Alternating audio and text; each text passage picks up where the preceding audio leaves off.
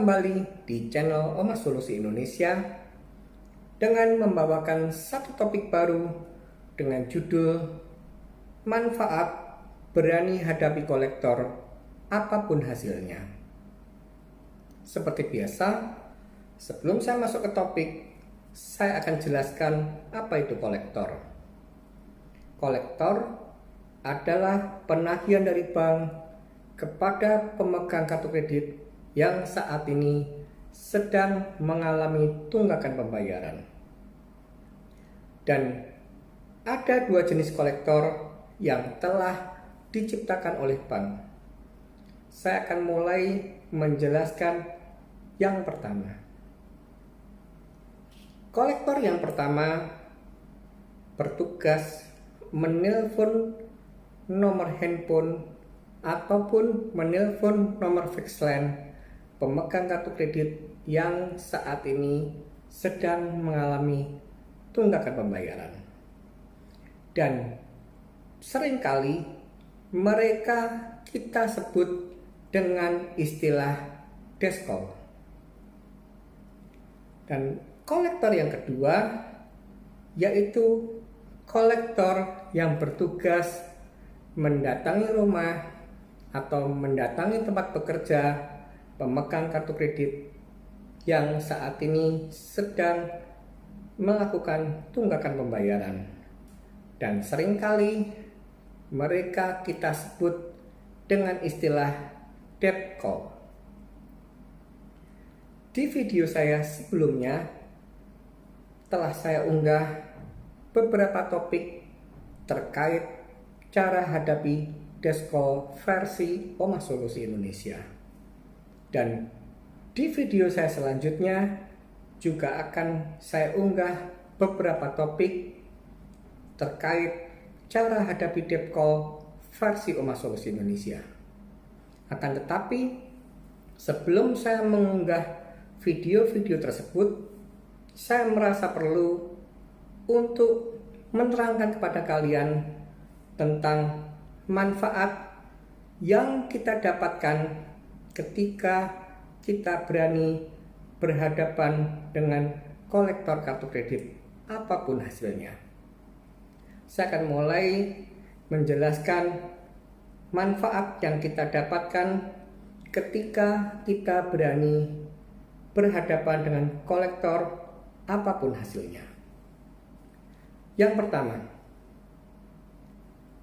ketika kita berani berhadapan dengan kolektor, ketika itu pula kita telah menutup celah bagi kolektor untuk membuat kolektor siluman dari kalangan orang sekitar kita. Jadi saya akan ulang. Ketika kita berani berhadapan dengan kolektor, ketika itu pula kita telah menutup celah bagi kolektor untuk bisa menciptakan kolektor siluman dari kalangan orang terdekat kita. Dan seringkali upaya kolektor untuk bisa menciptakan kolektor siluman dari kalangan orang terdekat kita, mereka mulai mencoba untuk menghubungi, mencoba untuk menemui orang-orang yang terdekat dengan kita. Mereka mulai melakukan sebuah tipu muslihat dengan sebuah alasan bahwa mereka tidak bisa menemui pemegang kartu kredit tersebut. Mereka beralasan pemegang kartu kreditnya tidak bisa dihubungi, pemegang kartu kreditnya tidak bisa ditemui, dan tak sering mereka mulai memfitnah kita. Saya akan berikan ilustrasi tentang apa yang baru saja saya bicarakan. Selamat pagi Pak, selamat pagi Bu. Nama saya X dari Bank X. Saya meminta tolong pada Bapak untuk sampaikan pesan kepada Pak A atau kepada Bu A untuk segera membayarkan hutang kartu kredit mereka yang sampai hari ini mengalami tunggakan. Dan mohon maaf Pak, saya terpaksa menelpon Bapak karena saya tidak bisa menghubungi Pak A, tidak bisa menghubungi Bu A, tidak bisa menemui Pak A, tidak bisa menemui Bu A dalam upaya menagih hutang kartu kredit mereka. Itulah modus awal yang mereka gunakan.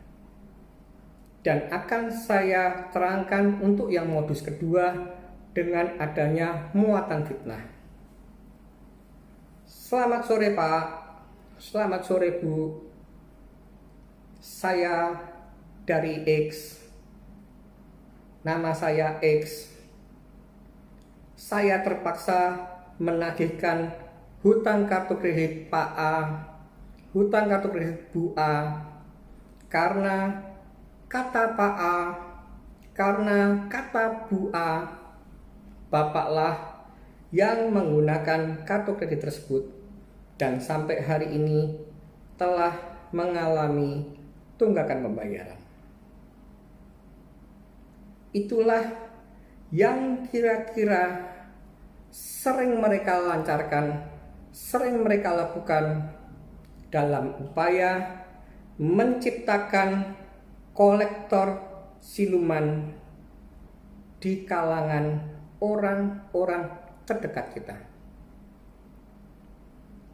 Dan satu-satunya jalan untuk bisa mematahkan upaya mereka menciptakan kolektor siluman dari kalangan orang-orang terdekat kita, satu-satunya jalan adalah kita harus berani berhadapan dengan mereka. Kita harus bisa mempunyai bukti bahwa kita telah menerima teleponnya, kita telah menemui kolektornya. Intinya, tanpa kita berani berhadapan dengan mereka, pastilah kalian tidak mempunyai bukti bahwa kalian telah berani berhadapan, sehingga mereka mudah sekali untuk mengadu domba dalam upaya menciptakan kolektor siluman di sekitar orang-orang terdekat kita.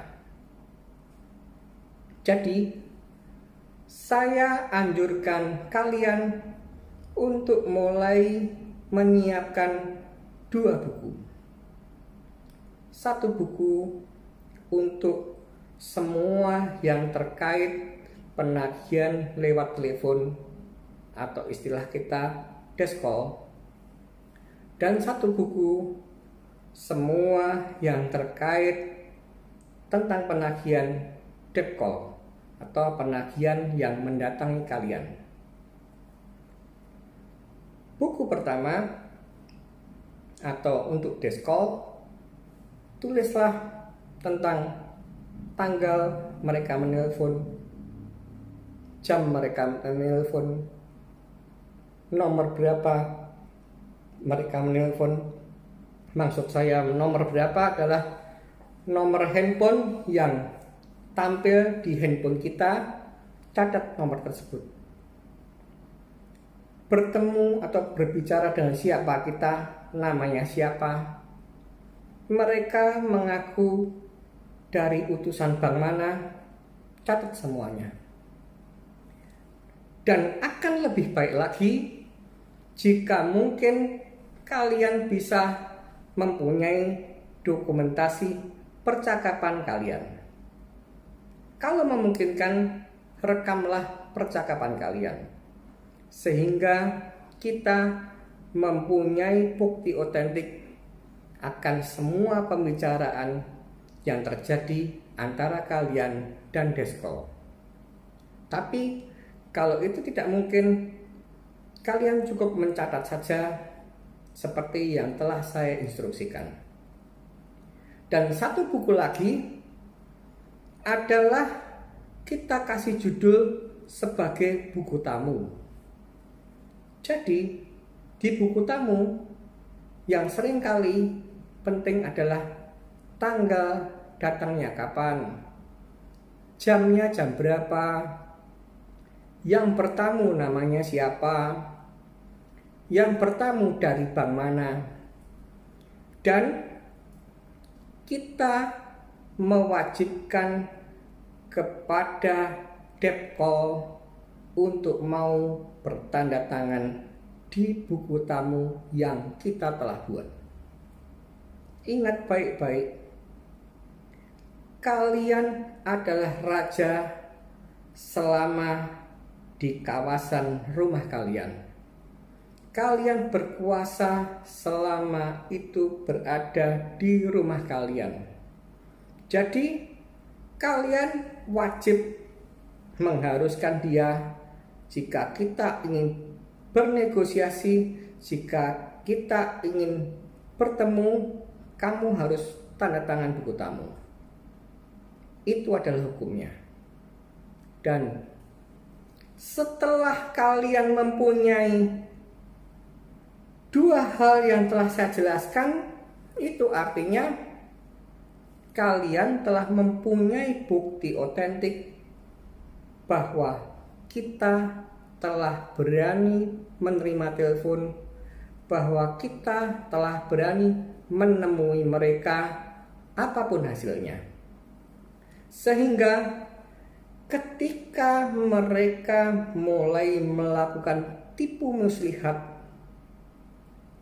mengatakan bahwa kita tidak bisa ditemui, kita tidak mau mengangkat telepon, itu semua akan patah. Sampaikan ke orang-orang terdekat kita yang saat ini sedang diganggu oleh kolektor akibat dari hutang kita. Sampaikan ke mereka, jika kolektor mencari saya atau kalian, silahkan suruh menelpon nomor ini. Sebutkan nomor Anda. Jika kolektor mendatangi rumah kalian, maksud saya orang-orang terdekat kalian, kasih alamat saya di alamat ini. Suruh mereka datang.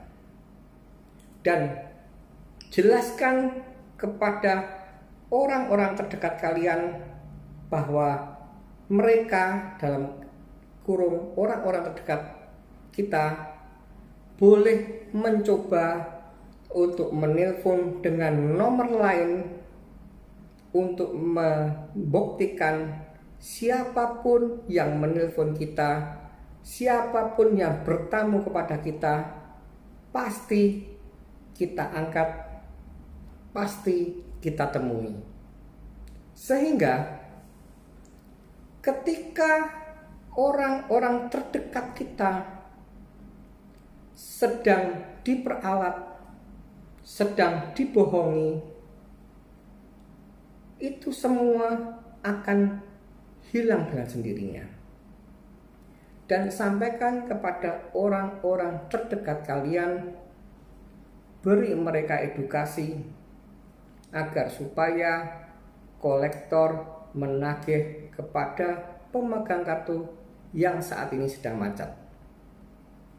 Sampaikan ke mereka, jika kalian masih nekat menagih saya, mengganggu saya, padahal pemegang kartu kredit macet tersebut telah mau menemui, mau mengangkat telepon,